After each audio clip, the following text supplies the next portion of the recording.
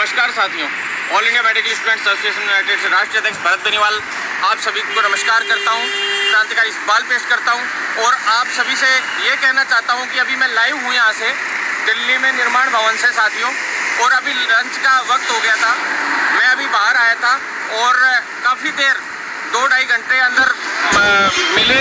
Madam late हो गई थी, वंदना गुरनानी मैडम लेट हो गई थी, हेल्थ सेक्रेटरी साहब भी थोड़ा सा लेट ही थे क्योंकि वैक्सीनेशन के लिए बार बार वीसियाँ चल रही है और काफ़ी काम इन लोगों का चल रहा है क्योंकि मेडिकल विभाग में 3rd स्ट्रेन की और अभी आपको पता है अच्छा काम चल रहा है और उसी काम के से पहले वैक्सीनेशन और सारा काम कंप्लीट होना जरूरी है। तो उसके हिसाब से बहुत भारी तौर पे यहाँ पे काम चल रहा है और निर्माण भवन में आप सभी को पता है कि एंट्री करना ही बहुत बड़ी बात है। बड़े बड़े लोग अप्रोच लगाने की भी कोशिश करते हैं लेकिन नहीं मिल पाते, अंदर तक एंट्री नहीं कर पाते हैं साथियों। तो धन्यवाद मैं वापस से मंत्री जी को दूंगा, अश्विनी कुमार चौबे जी को, कि उन्होंने आज वापस से मेरे को वंदना गुरनानी मैडम से और हेल्थ सेक्रेटरी साहब से मिलने का मेरे को मौका मिला। तो मैं आप लोगों के सभी के सामने सबसे पहले तो मैं आपको ये कहना चाहता हूँ साथियों कि आप लोग एक तो उतावले बहुत ज़्यादा हो जाते हो, अग्रेसिव रहते हो और वो भी कहाँ पे, घर से बैठे बैठे।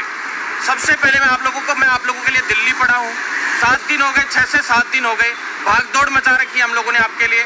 कम से कम हमारे संघर्ष को सलाम नहीं कर सकते, साथ नहीं दे सकते, सपोर्ट नहीं कर सकते, तो कम से कम किसी की टांग खिंचाई तो मत किया करो। जो 2-4 जो फफूंदे होती हैं बेमतलब में कुछ भी बोलते रहते हैं छोटा मोटा, अरे कम से कम सोच लो कि तुम्हारे लिए इस मेडिकल प्रोफेशन को बदलने के लिए मैंने शपथ खाई है और मैं इसको बदल कर छोड़ूंगा। तुम जैसे बहुत ज़्यादा कई जरासंध आएंगे, कई कंस आएंगे, लेकिन ये भरत बेनीवाल नहीं रुकेगा किसी के बाप से भी। मैं इसी तरह से लड़ता रहूँगा। तुम्हारे जो कई संगठनों की दुकानें बंद हो गई मेरी वजह से, चाहे वो पूरे राजस्थान के किसी भी बेरोजगार नेताओं के संगठन हो, चाहे किसी की भी हो, सबकी दुकानें बंद हो गई मेरी वजह से, क्योंकि मेरी मेहनत ग्राउंड लेवल पे होती है और मैंने उन लोगों को जो फर्जी बेरोजगार नेता लोग थे उन लोगों को ग्राउंड लेवल पे काम करना सिखा दिया। मैंने महापड़ाव शुरू किए राजस्थान में, आशा सहयोगिनियों का महापड़ाव शुरू किया, कई उसके बाद महापड़ाव हुए, रिजल्ट जारी हुए सीएचओ के, अंतिम वरीयता। उसके बाद ये लोग, कुछ लोगों ने महापड़ाव सोचा कि यार हमारा तो माहौल खराब होने लग गया, तो उस माहौल को वापस जगमगाने के लिए कोशिश की, लेकिन उस महापड़ाव में काहे के महापड़ाव, जब एक भी मांग पूरी नहीं हुई, कोई महापड़ाव नहीं माना जाता ऐसा।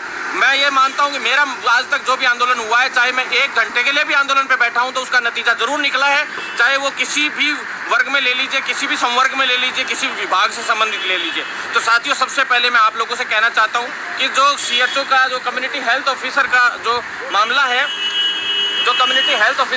है, मैं उस मामले में आप लोगों से ये कहना चाहता हूँ साथियों कि बहुत बड़ा आंदोलन हमारा चल रहा था कम्युनिटी हेल्थ ऑफिसर का, और उस आंदोलन के तहत अभी निर्माण भवन पे हैं हम लोग। और साथियों, मैं आपसे कहना चाहता हूँ कि भी जो कम्युनिटी हेल्थ ऑफिसर की जो संबंधित समस्याएं थी काफ़ी, तो उन समस्याओं को लेके हम आज मिले थे वंदना गुरनानी मैडम से, और वंदना गुरनानी मैडम से मिलने के बाद ये हुआ है तय कि उन्होंने आज नोटिस भेज दिया है विभाग को, साफ साफ कह दिया है कि कम्युनिटी हेल्थ ऑफिसर की जो नई भर्तियाँ 5300, उसका भी बजट तक का हमने पूरा सिस्टम आपके पास तैयार करके भेज दिया है, पूरा परफॉर्मा सारी चीज़ें भेज दी है। उसके बावजूद आपने पहले वाली भर्ती पूरी क्यों नहीं की? हालांकि वंदना गुरनानी मैडम ने यह भी कहा कि आपको सैल्यूट है सच में कि राजस्थान में कांग्रेस सरकार है और केंद्र में बीजेपी, उसके बावजूद आप लोगों ने इस भर्ती को निपटा लिया, वो भी राजस्थान में 6 महीने के अंदर अंदर। तो साथियों, हमने मैडम को कहा कि मैम हम भी चाहते हैं कि जनता का स्वास्थ्य मजबूत हो, स्वास्थ्य की ओर सरकार ध्यान दे, इसके लिए हेल्थ एंड वेलनेस सेंटर्स को मजबूत करना आवश्यक है, और हेल्थ एंड वेलनेस सेंटर्स को मजबूत करने के लिए हमें जो सीएचओज हैं उनकी ज़रूरत पड़ेगी, सब सेंटर्स हैं उनको भरना पड़ेगा। अब तक सब सेंटर्स में केवल 150 के करीब लोगों की पूर्ति हो पाई है। अभी 378 जो पुराने थे उनमें से भी कुछ एक कोर्ट केस की वजह से अटके पड़े थे, तो उनको भी अब ज्वाइनिंग दी जाए तुरंत प्रभाव से। प्लस जो CCH कोर्स कंप्लीट कर चुके हैं उन सभी CHOs को भी जल्द से जल्द ज्वाइनिंग दी जाए, और उसकी ज्वाइनिंग के बाद जो CCH कंप्लीटेड हैं उन लोगों को तुरंत प्रभाव से ज्वाइनिंग दी जाए, और ज्वाइनिंग देने के बाद जो हेल्थ एंड वेलनेस सेंटर का इम्प्रूवमेंट होगा उसके लिए आप लोग खुद देख लीजिएगा। तो इसलिए हेल्थ एंड वेलनेस सेंटर्स को मजबूत करने के लिए CCH कंप्लीटेड को जल्द से जल्द ज्वाइनिंग के लिए हमने उनसे पेशकश की थी, और मैडम ने आज स्पेशली उनके लिए बोल भी दिया है। जीरो पे है आज हेल्थ एंड वेलनेस सेंटर पूरे इंडिया में, सबसे कमज़ोर अगर है तो वो राजस्थान का है। उसके बाद 2nd नंबर पे CCH कोर्स शुरू करवाने के लिए जो प्रक्रिया है वो प्रारंभ हो चुकी है साथियों, आप सभी को पता है। प्रक्रिया लगभग पूरा कम्प्लीटली प्रारंभ हो गया है। RHS और इनकी मीटिंग हो गई है इग्नू से रिलेटेड, और कई लोग ये कह रहे हैं, भ्रामकता फैला रहे हैं कि 1 जनवरी से शुरू होगा, अगर 1 जुलाई से नहीं होता है तो अदर स्टेट्स का आप पता कर लीजिए, जिनका 1 जनवरी से जिनका 1 जुलाई से जैसे बैच शुरू होना है, तो उनके रजिस्ट्रेशन के लिए नाम वगैरह डिटेल्स वगैरह ये लोग सेंड कर देते हैं। उसके बाद वो प्रोसेस धीरे धीरे चलती जाती है और अंत में 15 दिन पहले एग्ज़ाम फॉर्म भरे जाते हैं दिसंबर के अंदर, और उसके बाद एग्ज़ाम हो जाता है साथियों। इसमें आपको पहले ही बता दूं, पहले 3 अटैम्प्ट अभी कर दिए थे मैडम से, वापस से हमने क्लियर किया है। 3 अटैम्प्ट जो ट्रेनिंग से के बाद जो एग्ज़ाम होगा एक, उसमें 3 अटैम्प्ट नहीं है साथियों, 2 ही अटैम्प्ट रहेंगे। 3 अटैम्प्ट इसलिए कर दिए गए थे कि कोविड आगे के बाद, अभी तो कोविड चल रहा है तो अभी तो 6-7 महीने तो शायद 1 साल तक तो अभी 3 अटैम्प्ट ही रहेंगे, लेकिन आगे 2 अटैम्प्ट हो सकते हैं साथियों। ऐसे नहीं हो, आप लोग नहीं सोचें कि भाई तैयारी बढ़िया से करें, अपनी ट्रेनिंग पे भी ध्यान रखें। और साथियों ट्रेनिंग के वक्त सभी को अपने अपने जो होम डिस्ट्रिक्ट्स में जितनी भी कॉलेजेस हैं रैंकिंग वाइज अलॉट हो जाएंगी। बहुत सारी कॉलेजेस हैं, आपको चिंतित होने की आवश्यकता नहीं है, ज़्यादा दूर आप लोगों को उसमें जाना नहीं पड़ेगा।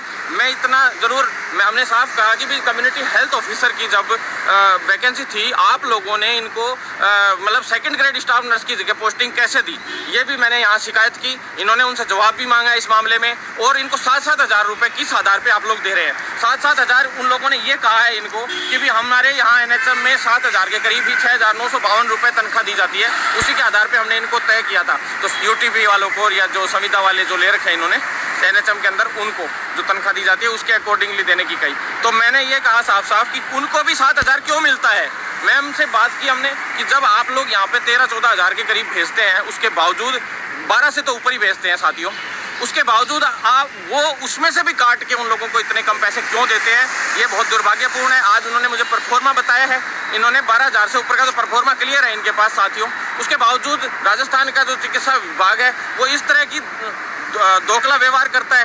PIP है तो PIP मजबूती से राजस्थान से बन के नहीं आती, जिसकी वजह से उनका पेमेंट नहीं बढ़ पाता। तो साथियों हालांकि ये मेरा काम नहीं है कि किसी का पेमेंट बढ़वाना, किसी का। साथियों मैं एक यूथ लीडर होके मैं कर्मचारी संघ वालों से कहना चाहता हूँ कि आप लोग कहाँ सो रहे हो। अदर विभाग है, शिक्षा विभाग है, सभी जगह पे यही हालात है। 7-7, 8-8, 10-10 हज़ार में शिक्षक है। आप इक्विवेलेंट पोस्ट उठा के देख लीजिए। कर्मचारी संघों की गलतियां हैं साथियों। कर्मचारी संघों का काम होता है पेमेंट बढ़वाना, जितने भी संविदा कर्मी हैं उनका, लेकिन कोई कर्मचारी संघ वाला नहीं बोलता है। ये बहुत दुर्भाग्यपूर्ण है। ये भी हमें करने पड़ रहे हैं साथियों। क्यों? क्योंकि आज एकजुटता नहीं है कर्मचारी संघों में। सबकी अपनी अपनी दुकानें चला रहे हैं, अपनी अपनी दुकानें। जो ज़्यादातर लोग, कुछ 10%, ऐसा नहीं कह रहा मैं सभी ऐसे, कुछ 10% लोग काम भी करते हैं, चाहे वो संगठन हो कोई भी या कर्मचारी संघ हो, सभी काम करते हैं। थोड़े बहुत 10% ही लोग ऐसे हैं, लेकिन सभी को जागरूक होना पड़ेगा, एकजुट होना पड़ेगा, जब जाके इन प्रोफेशनों का भला होगा, मेडिकल प्रोफेशन का भी और अलग प्रोफेशन का भी।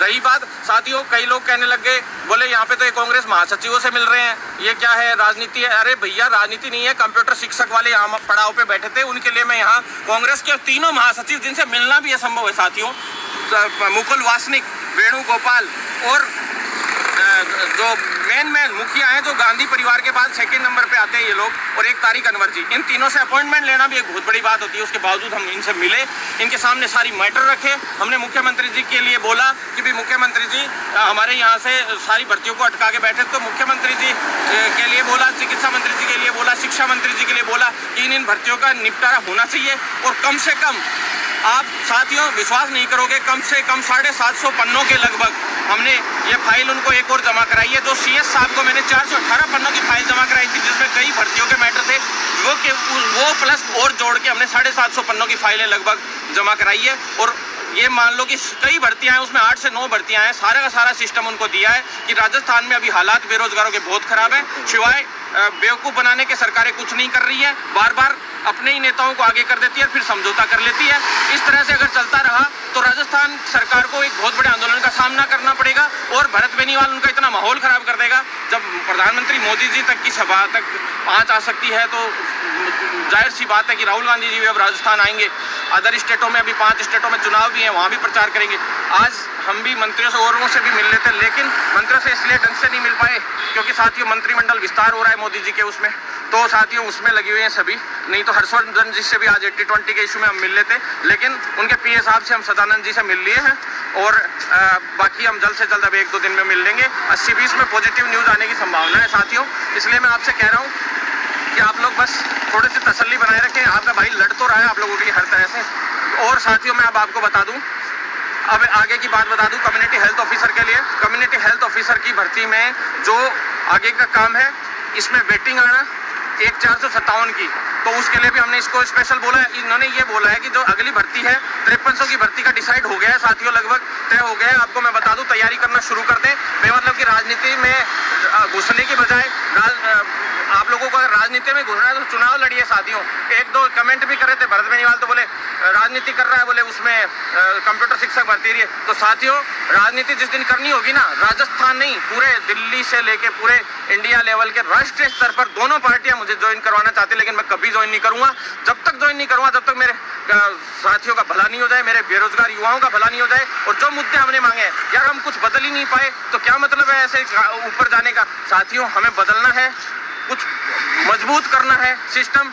ऐसे तो कोई भी काम धंधे के लिए तो कहीं भी चले जाते हैं, लेकिन हम लोग कभी नहीं साथियों। जब तक मैं कभी नहीं जाऊंगा किसी भी जगह पे, जब तक मैं मेरे पूरे प्रोफेशन को नहीं बदल दूं। मैंने मेरे प्रोफेशन को बदलने की कसम खाई है, और मैंने कसम जब तक ली है, जब तक मैं ये मान लो कि बहुत ज़्यादा मेहनत करूंगा इस प्रोफेशन के लिए भी, और बेरोजगार युवाओं के लिए भी, और सभी के लिए, यूथ के लिए भी। तो साथियों, आप लोगों से निवेदन है कि साथ बनाए रखें। CHO के अंदर अब मैं बता दूं आगे की 457 की एक लिस्ट है जो जल्दी पूरी होनी है। उसके लिए भी हमने आज यहाँ पे दबाव बनाए हैं, क्योंकि केंद्र का जो विभाग है, यहाँ से जो दबाव पड़ता है वो दबाव बहुत बड़ा दबाव होता है। उसमें MD साहब पे भी दबाव पड़ता है और चिकित्सा मंत्री जी पे भी दबाव पड़ता है। चिकित्सा मंत्री जी भी 3 दिन पहले यहाँ दिल्ली आए थे।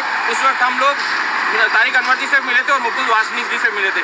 साथियों, विधायक अपने राजस्थानी विधायक आए थे वहाँ पे, 3 बाड़मेर से 3 विधायक, यार मिलते तक नहीं है उन लोगों से मुकुल वासनिक जी, वेणुगोपाल जी, ये लोगों ने इनको 3-3 घंटे 4-4 घंटे बिठा के रखा, मिले तक नहीं। और मेरे को बोले यार भरत तू तो मिल के आ जाता है, ऐसी क्या बात है। ऐसी बात इसलिए है क्योंकि अगर राजस्थान में घुसना है तो भरत बेनीवाल से बात करनी पड़ेगी, नहीं तो हम राजस्थान में नहीं घुसने देंगे। साथियों, साफ सीधी बात है, हमारी मांगे पूरी होंगी तो ही हम राजस्थान में घुसने देंगे, नहीं तो किसी को नहीं घुसने देंगे। और हालात अगर इसी तरह से आप लोगों का साथ बना रहा तो पूरे भारत के एक स्टेट की हम यही हालत कर देंगे साथियों। सारे स्टेट के साथी भी हमसे जुड़े हुए हैं। साथियों, अगले चरण में मैं आ जाता हूँ। जो साथी लोग जो वेटिंग का वेट कर रहे हैं, वेटिंग वाले साथियों को मैं कह देना चाहता हूँ, साथियों सबसे ज़्यादा आप में ही दिक्कत आ रही है। 2-4 लोग हैं जो वो उल्टी सीधी बात करता है ना, कोई गिने चुने, वो आप लोगों में से ही करते हैं। तो आपको मैं कह देना चाहता हूँ, और कितना लड़ूँ तुम लोगों के लिए भाई। 2016 भर्ती की, 2019 में NHM 2016 की अब लिस्ट आई थी 2019 में, उसके बाद वेटिंग अब तक लोग इंतजार कर रहे हैं।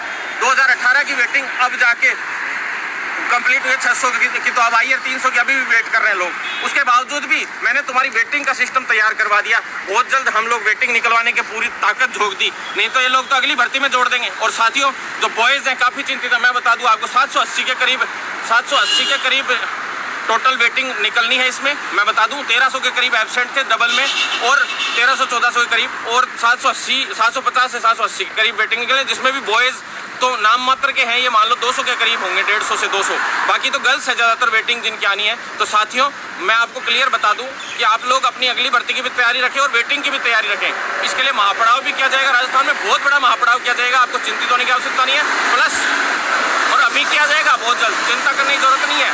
क्यों? क्योंकि NHM राजस्थान वाला गड़बड़ कर रहा है, यहाँ से गड़बड़ नहीं हो रही है, सारा पता कर लिया आज हमने। साथियों, इसके बाद मैं बता दूं जो CHO के जो अगली भर्ती के लिए मैंने आपको बता ही दिया। अब मैं आपको पैरामेडिकल की भर्ती के लिए बता देता हूँ साथियों। पैरामेडिकल CHO वाले, उनको भी मैं कहना चाहता हूँ कि आप लोगों के लिए स्पेशल मैंने यहाँ बोला है कि जल्द से जल्द इसकी वेटिंग भी जारी हो, क्योंकि हेल्थ एंड वेलनेस सेंटर बहुत डाउन स्थिति में, तो कम से कम 7810 का स्टाफ तो अब भी चाहिए। और ऊपर से जो आगे वाली भर्तियाँ हैं वो भी तुरंत प्रभाव से चालू करें, विज्ञप्ति करें जारी। तो अगस्त का इन्होंने कहा है कि अगस्त में इन्होंने सामने से रेस्पॉन्स दिया कि अगस्त में हर हाल में विज्ञप्ति जारी कर देंगे हम लोग अगली भर्ती की। उससे पहले मैंने विज्ञप्ति अगली भर्ती की इसलिए जारी करवाने के लिए कहा कि मैडम ने भी यही कहा कि ताकि पहले वाली भर्ती पूरी निपट जाएगी। इसलिए साथियों, बिल्कुल चिंतित होने की आवश्यकता नहीं है, और बहुत जल्द हम जीतेंगे, लड़ेंगे और जीतेंगे। धन्यवाद साथियों। और दूसरी चीज़ एक मैं आपको बता दूं, इंडियन नर्सिंग काउंसिल में भी गए थे हम लोग, मिल लिए हैं अधिकारियों से, हम लोग चेयरमैन साहब से मिले, सेक्रेटरी से मिले। जो ईयरबैग सिस्टम हटाने की बात आ गई थी थोड़ी RUHS में भी और पूरे इंडिया लेवल पे सभी कॉलेजेस में, तो साथियों मैं उसके लिए मिल लिया हूँ। अब एयरबैग सिस्टम को रोक दिया गया, सारा सिस्टम को। एयरबैग सिस्टम जो था अपन ने हटवाया था वो हटा हुआ ही रहेगा। सभी बच्चे, किसी के भी बच्चे के अगर 5 में बैग है तो भी वो अगली क्लास में बैठेगा। आपको चिंतित होने की आवश्यकता नहीं है, किसी के साथ गलत नहीं होगा। और साथियों, बहुत जल्द आप लोगों की फीस का मुद्दा भी हम लोग उठाएंगे और मजबूती से आगे बढ़ते रहेंगे, इसी तरह से लड़ाई लड़ते रहेंगे। धन्यवाद साथियों, आपका भाई